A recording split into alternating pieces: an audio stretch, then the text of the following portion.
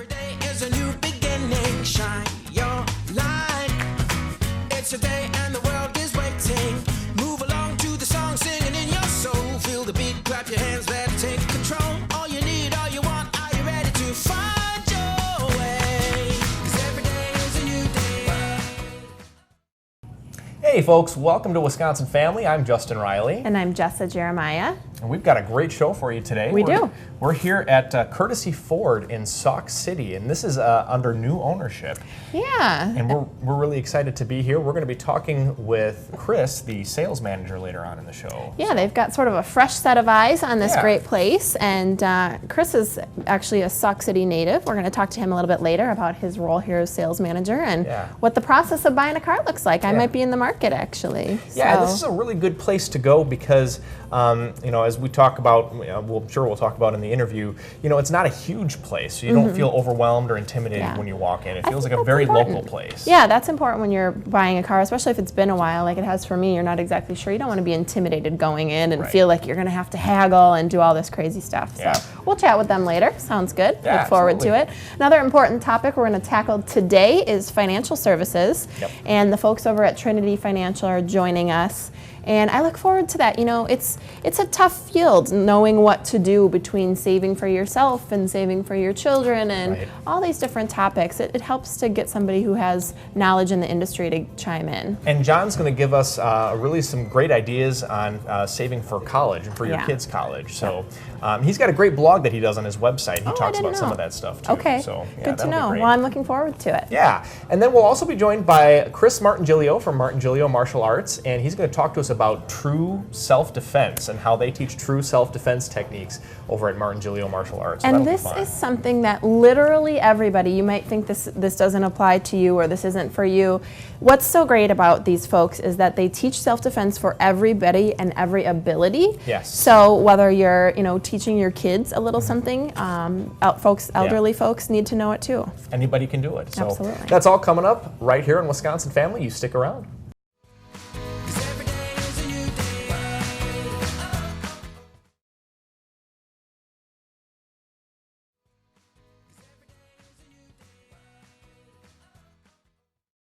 Welcome back to Wisconsin Family. As you can see, we are filming here at the fantastic Courtesy Ford, and we're going to chat with the folks a little bit later, and we look forward to it. What do you think? Yep, absolutely. This is a great place. It is, yeah. I think it'll be a nice conversation. Right now, we're going to have some nice conversation with our pal Chris, who joins us from Martingilio Martial Arts, and we have asked you to come back and see us. How are you doing today? Thank you. I'm doing very well, thank you. So we're glad to see you, and talk to me a little bit about Martingilio. Now, you guys are primarily self-defense. You do more self-defense than a lot of other places. Yes. So what do you think it is that you guys are doing differently in comparison in terms of self-defense from some of the other places out there?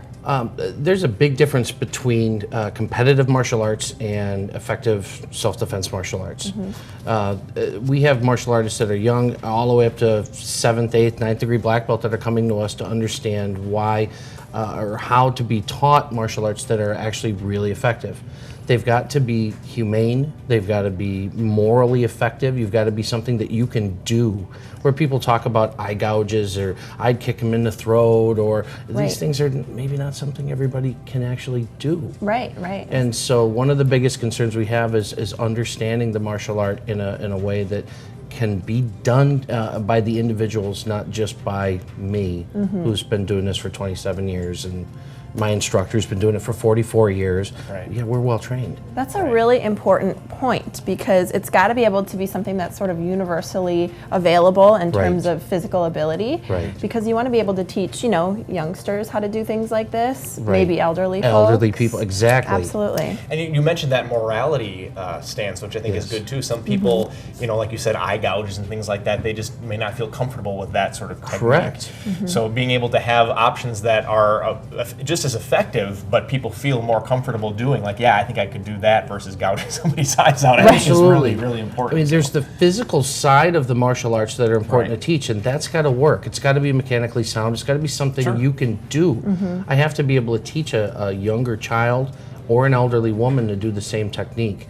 And so it's got to be something they can physically do. But then it's got to be something that that they can mentally do. You know, they've also got to be able to swallow the fact that they're going to hurt somebody. Right. The attackers are already set on the fact they're going to hurt you. Right. They know they're going to hurt you. They're planning this. They're okay with this. Most of the people we teach this to are nice people that don't want to hurt somebody. Right. It's not innate. It's not intuitive. Right. So hard-hitting journalism question here.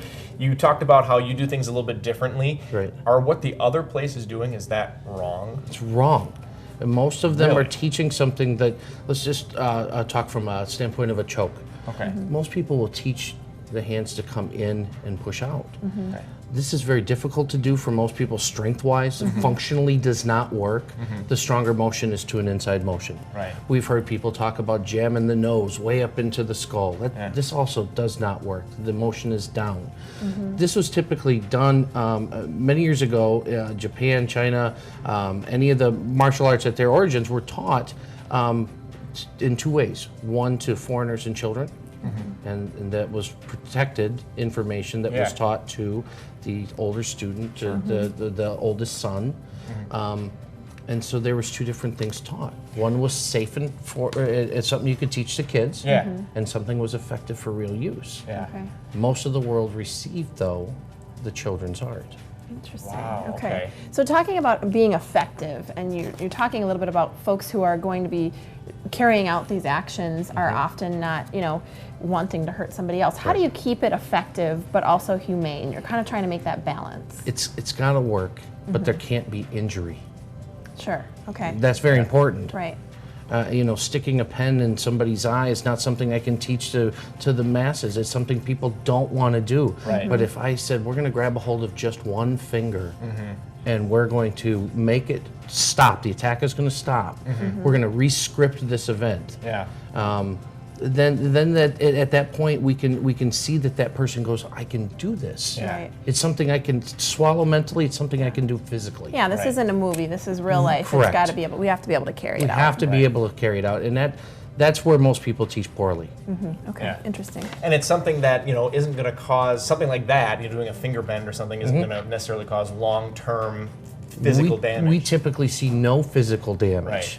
But it's effective. It stops the Immediately. attack immediately. It stops the attack, and that's what's important, because we do want to teach this to nurses who are working in emergency rooms, police officers who need to make an arrest, a fireman who might be trying to save somebody, but so we run into this all the time. But I also have to teach that 5-year-old kid how to have something, or that 95-year-old woman how to do something. Yeah. And it's effective to get a hold of a finger a lot easier than saying we're going to kick to somebody's head or to block punches. Right. Very good. And we're going to, later on, if maybe in a month or so, we're going to have you do some demonstrations for us, which we're really excited about. Yeah, I'm excited to learn. And we're going to learn a little bit about this self-defense rescripted idea that you have. Right. Really quick before we go, I'm wondering if you can talk to us a little bit about where and who you've taught. We teach this program actually at the hospitals. We've taught this at Milwaukee Regional Police Training Center. I have 2 high schools right now that I run 6 weeks programs for their gym classes. We actually had a group of senior women that asked me to do this program for them.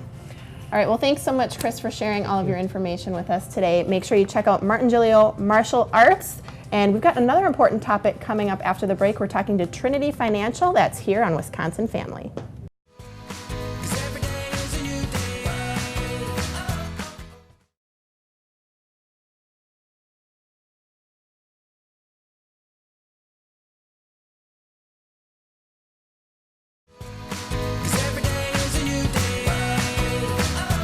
Hey folks, welcome back to Wisconsin Family, and we're here on location at Courtesy Ford in Sauk City, and what a great new place this is. They've done a lot of work to this place. Absolutely. It looks fantastic, and we're going to talk with the owners in just a little while here. Sure will. Sounds good. But first, I'm so excited for our next guest because he's going to be giving us some financial advice throughout our season here of Wisconsin Family. I'm joined now by John Shear from Trinity Financial Planning. John, welcome. Thanks for having me. Yeah, so glad to talk to you. So we're going to talk a little bit about planning for college today, and I'm wondering what's the most important thing that people can consider about saving for college?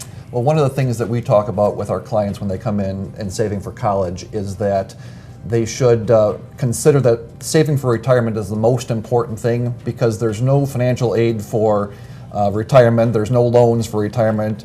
Kids will go to college. If they go to Harvard, they won't not go because of money, but taking care of the parents' retirement is the critical thing to start with. That's a really good point. That is a good point. Yeah, when you're trying to balance finances and what money should go in what bucket.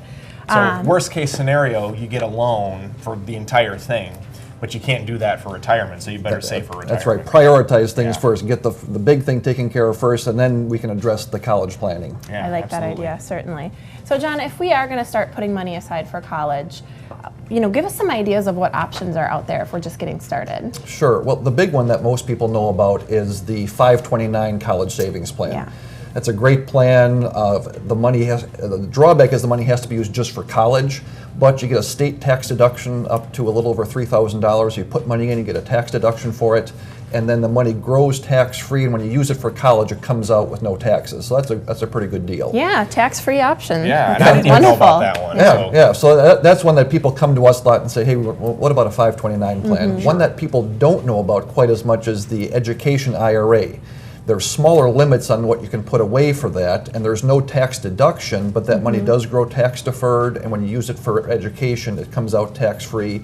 With that one, you can use it for college or for high school or elementary school at a private level. So it's a little bit more flexibility on that one. Sure. There are some income limits, so some people can't do it, but that's a good choice for some people to at least consider. Yeah, the flexibility I didn't realize was available with that. And it's interesting because when people think like Roth IRA, they often think that's a retirement solution or a retirement plan. But you're saying that this can be used to save for college. Well, that's another one. So there's an education IRA that's just an education. There's also the Roth IRA that people think about, hey, that's my retirement plan, but that's a place where we actually start with folks in looking at saving for college because it sort of does two things. As we talked about first, saving for retirement, making sure that's taken care of, but then the Roth can be used for education in that all the contributions can come out tax-free for retirement because you've already paid tax, or for education, I should say. Yeah. And then if you need to use the gains on it, then there's no penalties for taking it out. You still have to pay taxes on the gains. But it's sort of that in between. It's a hybrid between just being retirement plan and just being education that's locked in. It gives you some flexibility. So as an example, if you were to put $5,000 away into a Roth IRA for your kid's education, you do that for 10 years, you've put in $50,000, and maybe it's grown to $75,000. Yeah. You can take that $50,000 you put in and use it for college if you need to, no tax consequences at all, and then that extra $25,000 that's in there can continue to grow tax-free for your retirement. Or if your child decides to go to tech school or gets a scholarship or some other reason doesn't need all that money, then it's in your retirement plan where you want it for your retirement. The point is taking that principal out, you don't have to pay taxes on that because you've already paid taxes on it. That's right. Great, yeah. That sounds like a great option. Just listening to you, I didn't know that was available either. So yeah, like you said, the 529 is kind of the popular go-to. People know about that one, but some good options. Yeah, I like absolutely, it. Yeah. So the cost of college, of course, is rising and can be pretty daunting. Let's talk a little bit about, for parents out there trying to plan this basically six-figure expense for their kids. Give us some ideas of how to do that planning-wise, just for regular folks out there. Sure. Well, it's interesting because it is such a big number, and you read about how much it costs. And I've got two little kids that are in preschool right now. Nobody talks about planning for preschool, but man, that's pretty expensive too, right? Good point. It really is. Between daycare or childcare and preschool, and people make it work, and that's part of the message I like to get to people is, it's a big expense, but we'll work it out. Yeah. One of the strategies we like to use for people, because it is such a big number, is the rule of thirds, we call it.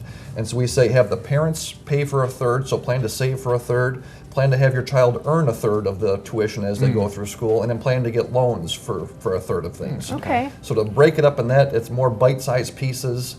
I think it's important to have the kids have some skin in the game, and they know that it's not a free ride sort of a thing. Right. No, I like that idea a lot, and it takes a little bit of the pressure off thinking about saving for a third of college. And what a nice send off to your hopefully student going to college of having a nice chunk taken care of. That's right. And anything you can do to teach your kids the value of $1, I think is really, really helpful to know that this is how much you have to work to save for 1/3 of college. So. And we even recommend that folks, if they're planning to save even pay for more of that, that we still recommend going the loan route. Sure. Because Okay. then the parents can always pay back that loan. You've got flexibility. But to your point, Justin, it talks about, the learning what a credit application is, developing some of those, making payments and understanding what interest is and that sort of thing in sort of a safe environment, as opposed to, when you get a credit card or those sorts of Right. things. No, great tips. John Shear from Trinity Financial Planning, thank you so much for joining Thanks, us John. today. All right, thank you guys. Don't go away. When we come back, we'll be talking with Courtesy Ford. It's Wisconsin Family.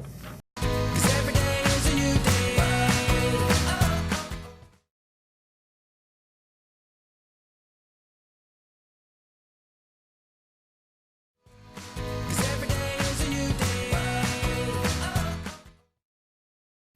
And welcome back to Wisconsin Family, and we're so excited to be on location here at Courtesy Ford in Sauk City, and this is just a great showroom, and there's a lot of great vehicles in here, and we're excited now because we're going to be talking with Chris Cook, who is the sales manager here. Chris, welcome. Thank you. Yeah, or thanks for having Thanks us. for having us. Yeah, you're welcome. Rather, Thanks yeah. for being here. Yeah. So why don't you give viewers a little bit of a background of just personally how you got involved with Courtesy Ford? What brought you here? Well, I was with the previous company here 2.5 years, and it's a local company, and I grew up in town here, and then Courtesy just came in July 13th and took over, and we're very excited to have him here in the community. So. Okay, so you're a native local of the area. Yep, absolutely. Good Yep. for you. Yep. Moved away for a little while for college, and Sure. my wife lived in Madison for a while with each other, and just moved back to the area a year ago. So they're so excited to work here and be involved in the community. So a true face of Sauk Yes. City That's right, and yeah. now of Courtesy Ford. That's right. Well, good for you. That's great. So your title is sales manager. Yep. Talk to us a little bit about kind of what your role entails here, and then some of your favorite things about that. So what my role really entails is, just, working with our sales team here and, just giving them the best, support I can for them and help them Okay. sell cars. So You're the rock for the that's right. sales team. That's right. Yeah. And then of course keeping track of our inventory and, Okay.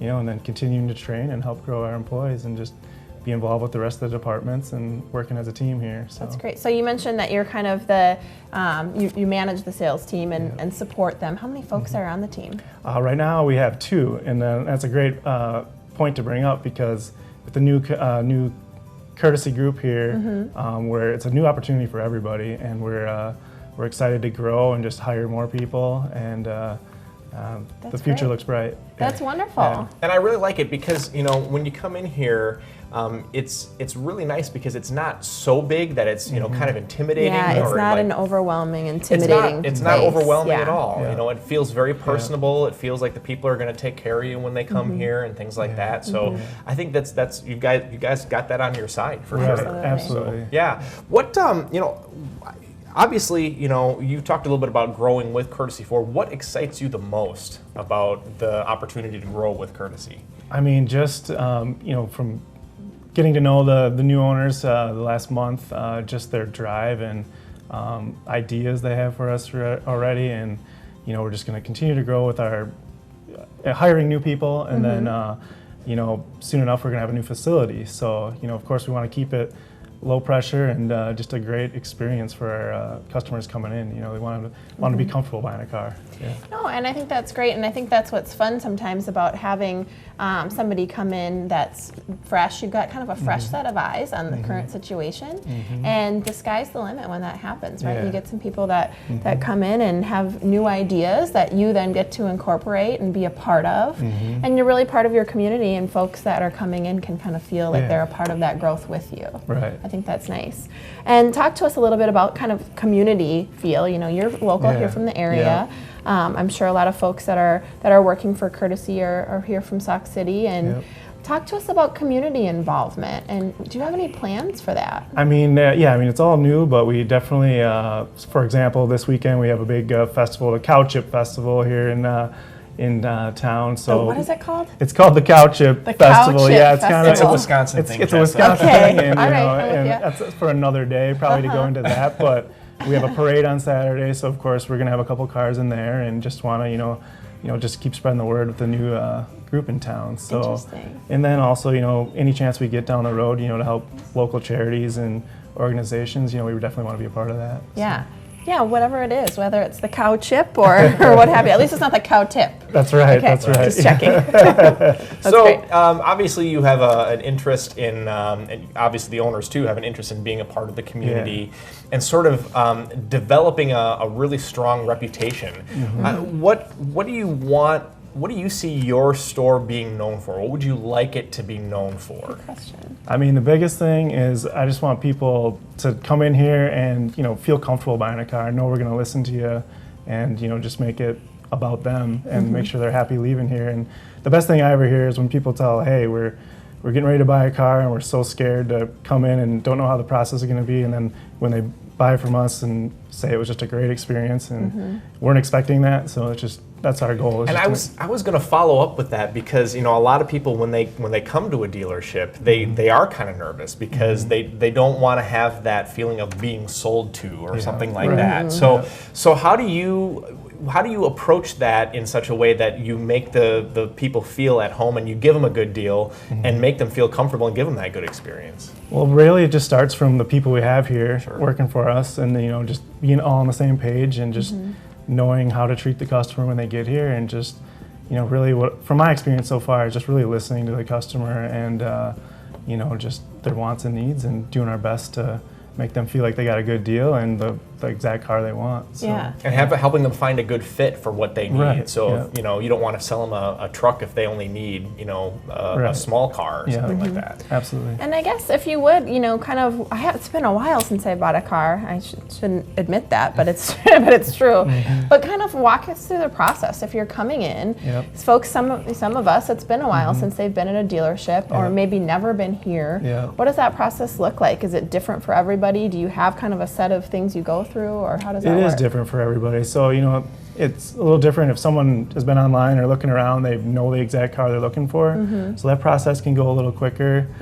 But, most people come in and aren't too sure exactly what they want. Just so shopping. we like to just sit them down at our desk and just go over their wants and needs. And then, we try to find exactly what they want here. And if not, we just do our best to look for that for them. And that's great. Yeah, so, it's a pretty smooth process. We just try to keep it the same for everyone.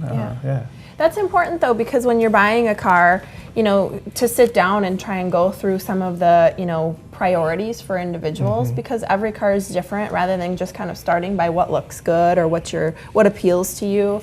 Knowing some of those features that might be important, it's going to be different maybe for a bachelor than it would be for a family of 5. Right. And just depending on some of your conveniences that your must-haves. It's kind of like buying a house. Yeah, and just a note on that real quick is just in educating them about the vehicle, not just listening to their needs and then going and finding it, but just really showing them why it fits them good. Right. So, and how the things work Yeah. too, so they don't drive off not knowing how to use the features. And I think you guys probably do a pretty good job of just asking the right questions of people as well. Yeah. And some people, when you go in and you have the intention of buying a car or whatever, the person there who's helping may ask a question that you're like, oh, I never thought of that. So I think you guys probably do a pretty good job of that. Absolutely. Excellent. That's great. Well, we're excited for you to have this new outlook and this fresh set of eyes, and you've been here a while, so we appreciate that. Absolutely. Thanks, Chris. Well, Thanks Chris so much. Cook, thank you so much for having us today. It's been great talking with you. You guys too. Thanks a lot.